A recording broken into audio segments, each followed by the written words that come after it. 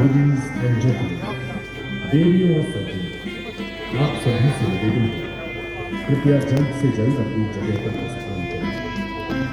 कुछ ही पल में लाइट एंड साउंड शो शुरू होने वाला है।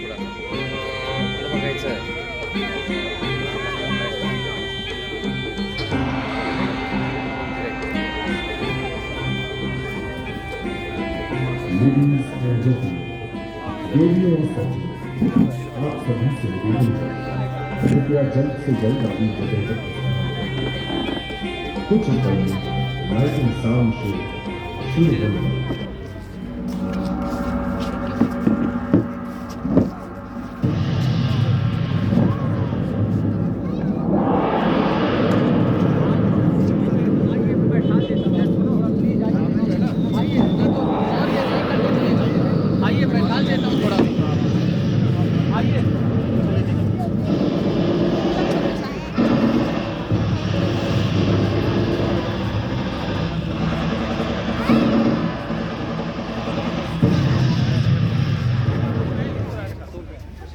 नमस्कार देवियों और सज्जनों, वंदे मातरम। आप इस समय जैसलमेर राजस्थान की जिस रेतीली जमीन पर विराजमान हैं, इसे भले ही कोई बंजर कहे, पर सच तो ये है कि यहाँ फूल नहीं, दुश्मन का सीना चीरने वाले शूर पैदा होते हैं। Thank you. इस सरजमीन को देश की आजादी और पवित्रता के लिए हर दौर में योद्धाओं ने अपने खून से सींचा है। मारोथारो स्थान यानी राजस्थान की इस पवित्र धरती को नमन करते हुए आइए आज आप और हम दिल की गहराइयों से उन तमाम जांबाज जवानों को याद करें जिनकी अजीम कुर्बानियों की बदौलत आज वीरता के आकाश पर मेरा ये अक्स मेरे वजूद की तरह कायम है। अपने सरों पर कफन बांधकर घर की चौखट लाने वाले जांबाज बहादुरों के बलिदान से दहकती दास्तान का चश्मदीद गवा रहा हूं मैं। शहीदों की चिताओं पर लगेंगे हर बरस मेले, शहीदों की चिताओं पर लगेंगे हर बरस मेले, वतन पर मरने वालों का बाकी यही निशान होगा।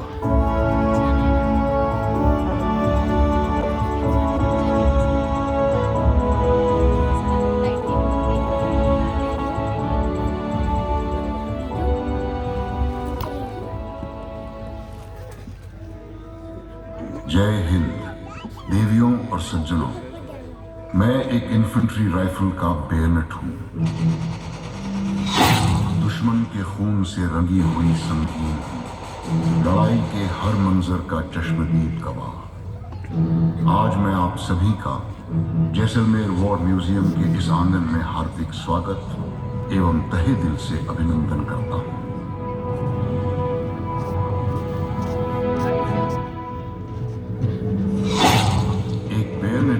युद्ध के समय सैनिक की राइफल की शान माना जाता है, क्योंकि मैं हमेशा राइफल की बैरल के आगे होता हूं।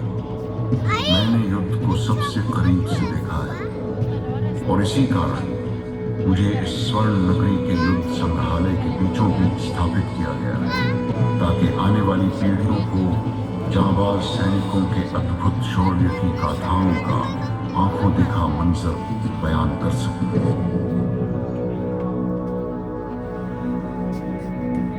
आज और म्यूजियम में अपनी भारतीय सेना के उन बहादुर शहीदों की गाथाओं को याद करेंगे जिन्होंने 1971 के भारत पाकिस्तान युद्ध में दृढ़ता और दिलेरी का परिचय देते हुए पाकिस्तान के इरादों को नाकाम कर दिया था। इससे पहले कि मैं आप सभी को युद्ध के बारे में बताऊं, मैं उस समय के भारत पाकिस्तान रिश्तों पर प्रकाश डालना चाहता हूं।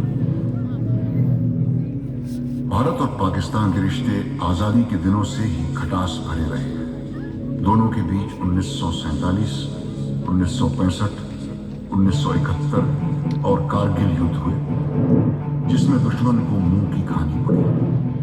कश्मीर हो या रण ऑफ कच्छ, मेरे जहन में वो यादें बार बार उठती हैं। जब मेरी सरजमीन पर पाकिस्तान की गलत नजरें पड़ी, पर हर बार हमारी भारतीय सेना ने अपने आत्मविश्वास, अडिग निश्चय और अविस्मरणीय हिम्मत की पहचान देते हुए राष्ट्रीय सीमा की गरिमा बनाए रखी। हमारे सेना के जवानों ने अपने प्रबल साहस और अतुलनीय बहादुरी से अपने देश की अस्मिता कश्मीर से कन्याकुमारी तक महफूज रख के आने वाली पीढ़ियों के लिए मिसाल कायम की। आइए याद करें इन सभी वीरों को। चुप हो जा, चुप। शौर्य बोलू नको। होती हैं आजाद कौमें सर कटा देने के बाद, खौफ दिल से एकदम बिल्कुल हटा देने के बाद। वेद में लिखा यही लिखा कुरान में, वेद में लिखा यही लिखा कुरान में, होती हैं आजाद कौमें सर कटा देने के बाद। जैसा कि आप सभी जानते हैं, भारत और पाकिस्तान के उदय के साथ ही पाकिस्तान एक ऐसा राष्ट्र बना जो कि दो क्षेत्रों में बटा हुआ था, ईस्ट पाकिस्तान और वेस्ट पाकिस्तान। 1969 में पाकिस्तान के सदर अयूब खान ने जनरल इलेक्शन का ऐलान किया, जिसका नतीजा अयूब खान की उम्मीदों के विपरीत गया। ईस्ट पाकिस्तान की अवामी लीग भारी बहुमत से विजयी हुई। इस जीत से पाकिस्तान की सियासत को झटका लगा और इसकी कीमत ईस्ट पाकिस्तान के अवाम को चुकानी पड़ी। अवामी लीग ने अपना हक मांगा जो हुक्मरानों को मंजूर नहीं था। ईस्ट बंगाल के अवाम की आवाज दबाने के लिए पाकिस्तानी सेना ने मार्शल लॉ लागू करके लूटपाट, बलात्कार और अनगिनत हत्याओं को अंजाम दिया। इस जेनोसाइड के कारण 3 महीने के अंदर 1 करोड़ ईस्ट बंगाली रेफ्यूजी भारत में प्रवेश कर गए। भारत के लिए ये स्थिति आर्थिक तौर पर अत्यंत चिंताजनक बन गई। भारत सरकार ने पाकिस्तान के इस जुल्म सितम को रोकने के लिए ईस्ट पाकिस्तान में बसे बंगालियों की मदद के लिए फरमान जारी कर दिया। भारत के इरादों को ईस्ट पाकिस्तान में जो कामयाबी मिल रही थी, वो पाकिस्तानी फौज को बिल्कुल बर्दाश्त नहीं हुई और भारत से बदला लेने के लिए पाकिस्तान ने पश्चिमी क्षेत्र के पंजाब और राजस्थान सेक्टर में हमला करके ज्यादा से ज्यादा जमीनी इलाकों पर कब्जा करना चाहा। 1971 की भारत पाकिस्तान जंग ने इतिहास का रुख बदल दिया। पाकिस्तान के प्लान ऑपरेशन लब्बैक के मुताबिक उनकी रहीम यार खां में स्थित 18 इन्फेंट्री डिवीजन के 206 ब्रिगेड और 51 ब्रिगेड को राजस्थान के जैसलमेर सेक्टर में ब्रिगेडियर जहांजेब और ब्रिगेडियर तारिक मीर के नेतृत्व में हमला करना था।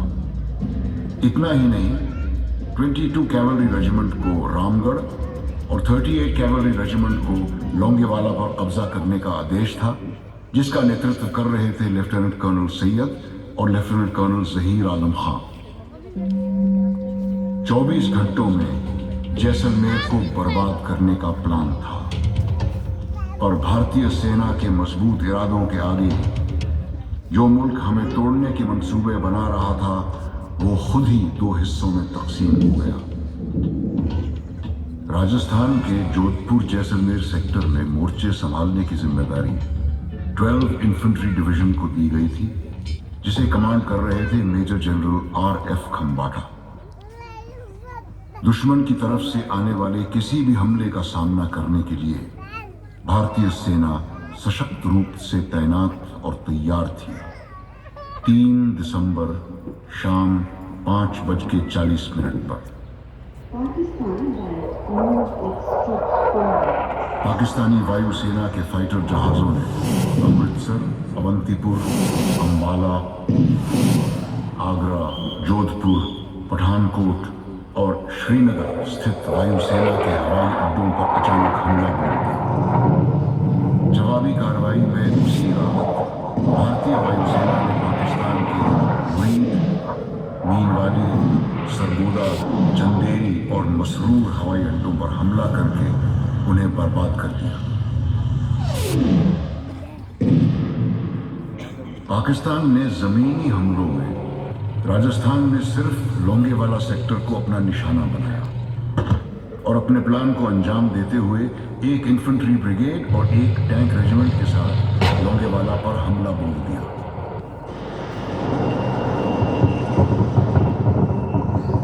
4 दिसंबर 1971 को भारतीय सेना ने जवाबी कार्रवाई में पाकिस्तानी इलाके में इस्लामगढ़ पर भारतीय तिरंगा फहराया। लोंगेवाला की दास्तान प्रतीक है उन वीर जवानों की कुर्बानियों का जो लोंगेवाला की आन बान और शान के लिए लड़े और जिन्होंने इस देश के लिए अपना सब कुछ न्यौछावर किया। मेरे दिलो दिमाग में आज भी 1971 की शहादतों के वो मंजर रह रह कर उभरते हैं। जो वीरता मेरे वीरों ने लोंगेवाला में दिखाई, उसका स्मरण कर मैं आज भी भावुक होता हूं। बहादुरी, जज्बे और शहादत की एक अनूठी दास्तान, कभी न मिटने वाले निशान जिन पर आने वाली नस्लें अपनी मंजिल तलाशेंगी। जिंदगी के सफर के कुछ पन्ने यादगार होते हैं, कुछ सुनहरे और कुछ जिनसे ना मिटने वाली यादें जुड़ी होती हैं। आइए आप सभी को एक ऐसी ही अमर गाथा सुनाते हैं।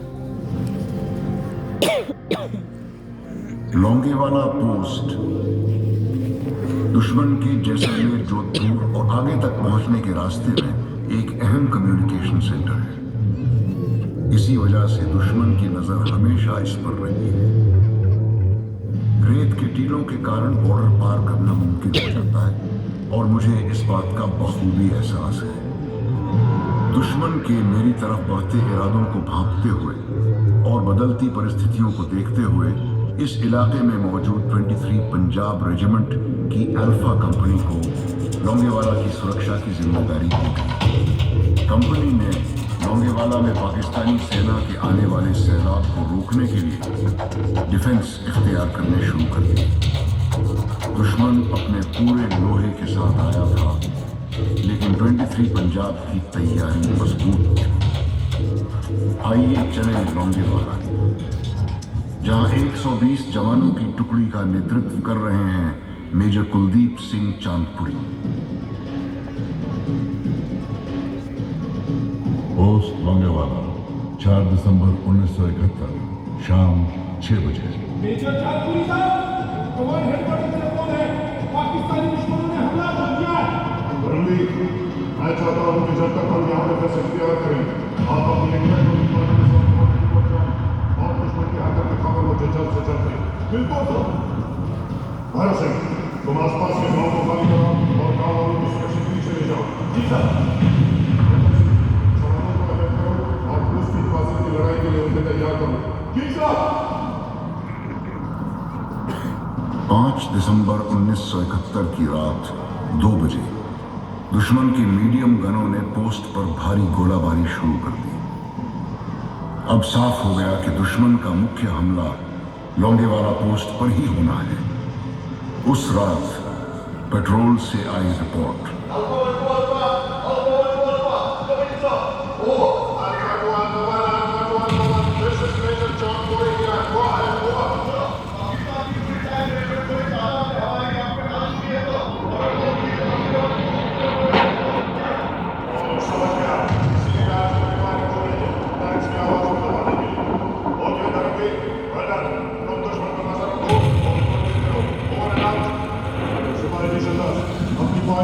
के साथ चारों तरफ एंटी टैंक लाइंस पे चल। तब तक मैं कमांडिंग ऑफिसर साहब से रीइंफोर्समेंट की दरखास्त करता हूँ और एयरफोर्स बेस जैसलमेर को अपनी प्रेजेंट सिचुएशन से वाकिफ कराता हूँ। जय सर, दुश्मन अपने इंतजामी दस्तों के साथ सीधे लोंगेवाला की तरफ आ रहा है। अंदाजा है कि दुश्मन लगभग एक इन्फेंट्री ब्रिगेड और एक टैंक रेजिमेंट के साथ लोंगेवाला पोस्ट पर हमला करेगा। Sir request send me reinforcement to strengthen my anti-tank capability। पल पल हालात नाजुक होते देख 23 पंजाब के commanding officer lieutenant colonel M.K. Hussain ने कंपनी की सपोर्ट में रिकॉइललेस गन के 2 डिटैचमेंट साधेवाला से मूव करने का हुक्म दिया। मेजर साहब, एयरफोर्स स्टेशन का एक्सचेंज लाइन पर है। Air force station Jaisalmer, base commander से बात कर रहा हूँ। Hello, Wing Commander Bawa here. Hello wing commander Bawa, sir this is major John Puri from Longewala post calling. Pakistani tanks are approaching towards my post. वो मेरे पोस्ट पर हमला करने वाले हैं। We need immediate air support to destroy their enemy tanks. हमारी तैयारी बस कुछ ही पलों में पूरी हो जाएगी और सुबह की पहली किरण पे हमारे फाइटर्स वहां पहुंच जाएंगे। Major, just hold the post for the night. I'll be there on the first night. All the best, Major. To you and your boys. Boys, the enemy has attacked Longewala post, and our hunters do not have night flying capability. Complete squadron to be refueled, armed, and be ready for takeoff 10 minutes before first light. Be ready to hit the enemy, as none of our tanks are there. So, whichever tank you see, hit them, and hit them hard. Let Lord give our boys the strength to hold their positions. मुश्किलें तो तमाम होती हैं, मगर हौसले हार नहीं जाते हैं। जिन्हें मंजिल की खबर होती है, वो अपने रास्ते खुद ही बनाते हैं। सूबेदार रतन सिंह साहब, कंपनी को फॉलोइंग कराओ। जी साहब।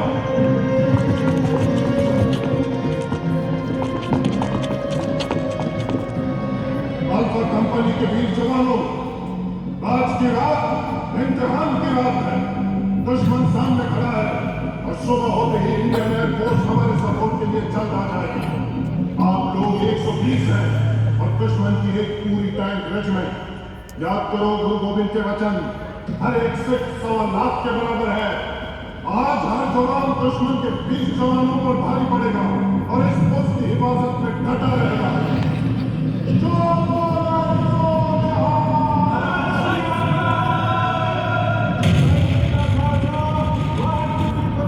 जब तक मैं न कहूं, कोई जारी नहीं करेगा। आने को दुश्मनों को और थोड़ा नजदीक। हम लोगों ने माइंस किस लिए बिछा रखी है? कंपनी पोस्ट के नजदीक आते ही माइनफील्ड से अनजान एंटी टैंक माइनफील्ड ने अपना पहला शिकार एक पाकिस्तानी टैंक को बनाया।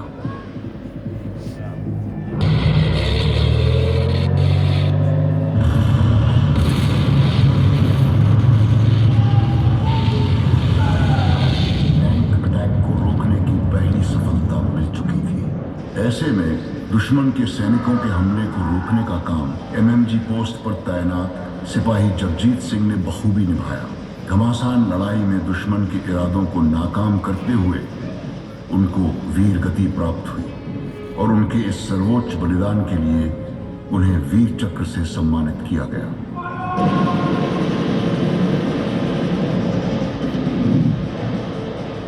सूबेदार बचत्तर सिंह ने अपनी सूझबूझ और अद्भुत रणकौशल का परिचय देते हुए हमारी 2 रिकॉइललेस गन जीप के सहारे दुश्मन की पूरी टैंक रेजिमेंट को रात भर रोक कर रखा और एंटी टैंक कार्यवाही में दुश्मन के टैंकों को बर्बाद कर दिया। दुश्मन के पास से हिट हो गई है।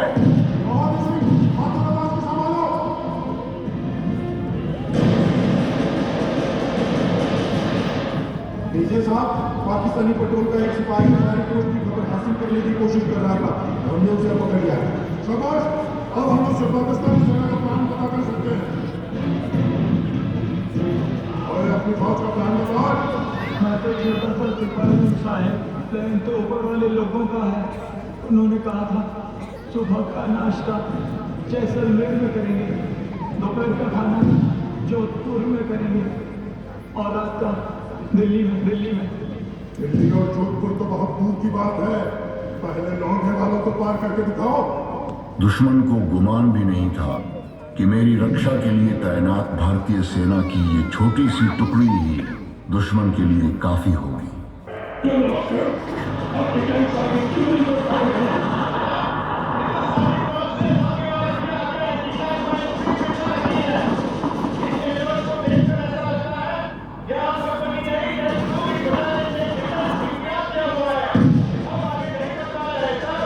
इस लड़ाई के दौरान राणोतार की एडवांस लैंडिंग ग्राउंड से आर्टिलरी के मेजर आत्मा सिंह और कैप्टन PPS सांघा ने अपने क्रूशक विमान से मुश्किल परिस्थितियों में उड़ान भरी और दुश्मन की हर हरकत पर नजर रखते हुए एयर ऑपरेटिंग पोस्ट से एयरफोर्स स्टेशन जैसलमेर को लगातार ग्राउंड टारगेट की जानकारी देते रहे।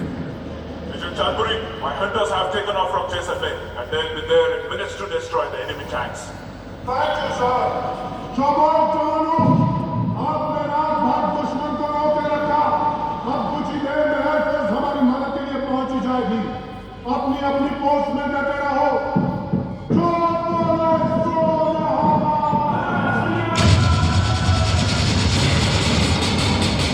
जैसे ही सूरज की पहली किरण ने आसमान को चूमा, भारतीय वायुसेना की गरज की ललकार दूर से सुनाई दी और हमारे फाइटर पायलट्स ने गोलाबारी का कहर दुश्मन की ऊपर बरसाया।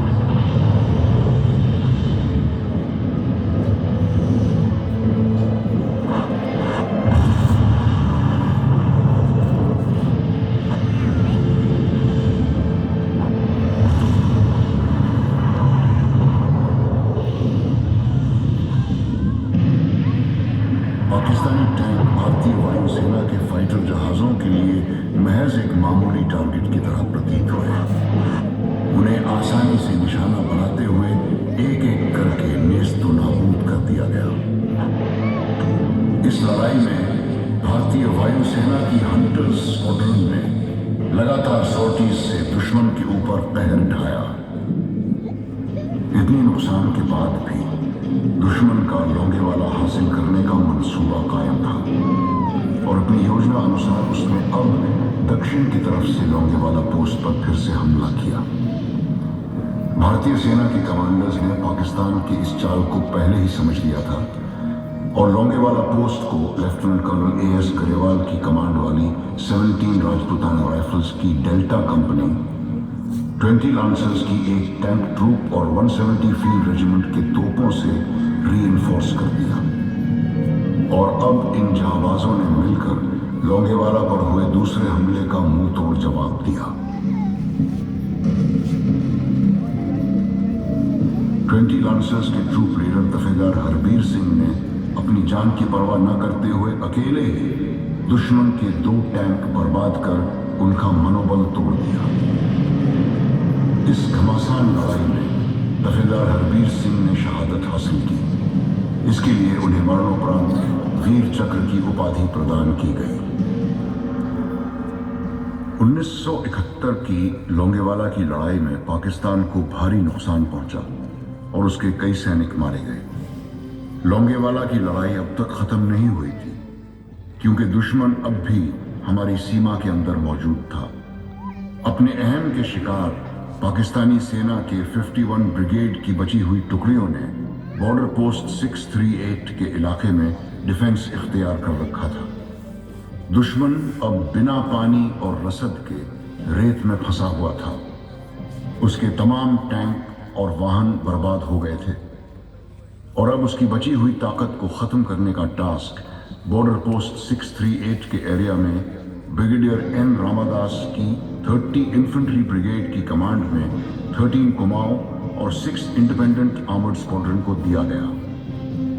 1962 में रजांगला में अपनी शूरवीरता से पहचान बनाने वाली 13 कुमाऊं अब लेफ्टिनेंट कर्नल R.V. जाटर के कमांड में पुनः अपनी रण कौशल के प्रदर्शन के लिए उत्सुक थी। नए T-55 टैंकों से लैस मेजर R.D. लॉ की कमांड में 6 इंडिपेंडेंट आर्मर्ड स्क्वाड्रन भी दुश्मन पर कहर बरसाने के लिए तत्पर थी। भारतीय सेना के इस हमले का आगाज बॉर्डर पोस्ट 638 के इलाके पे प्लान के मुताबिक हुआ। भारतीय सेना के इस हमले से बुरी तरह घबराई पाकिस्तानी सेना की आर्टिलरी ने बौखलाहट में अंधाधुंध गोले बरसाने शुरू कर दिए। लेकिन आर्टिलरी शेलिंग की परवाह किए बिना 6 इंडिपेंडेंट आर्मर्ड स्क्वाड्रन ने जहां दुश्मन को भारी नुकसान पहुंचाया, वहीं 13 कुमाऊं ने एक के बाद एक हमला जारी रखा। भारतीय सेना की 168 फील्ड रेजिमेंट ने इन्फेंट्री को बखूबी सपोर्ट करते हुए बॉर्डर पोस्ट 638 के बंकरों में छुपे हुए पाकिस्तानियों पर गोले बरसाकर उनके हौसले पस्त कर दिए। 13 कुमाऊं की डेल्टा कंपनी के नेतृत्व के लिए मेजर DS शेखावत को सेना मेडल से नवाजा गया। अपने स्क्वाड्रन के सफल मार्गदर्शन और वीरता का परिचय देने के लिए मेजर R.D. लॉ, जो बाद में ब्रिगेडियर बने, उन्हें वीर चक्र से सम्मानित किया गया। लेफ्टिनेंट भटबारे और नायब रिसालदार चैन सिंह ने स्क्वाड्रन की शौर्य गाथा में अपनी शहादत से ऐतिहासिक पन्ने जोड़ दिए। टैंक के ऊपर खड़े होकर दुश्मनों पर गोलियों की बौछार करने और सबके निशान और बर्बाद टैंकों के ऊपर खुशी से नाचते मेरे जांबाज सैनिक। इतनी विकट परिस्थितियों में एक छोटी सी फौज की टुकड़ी ने दुश्मन को इतना भारी नुकसान पहुंचाया जो शायद ही किसी और लड़ाई में हुआ होगा। मेजर कुलदीप सिंह चांदपुरी, जो बाद में ब्रिगेडियर बने,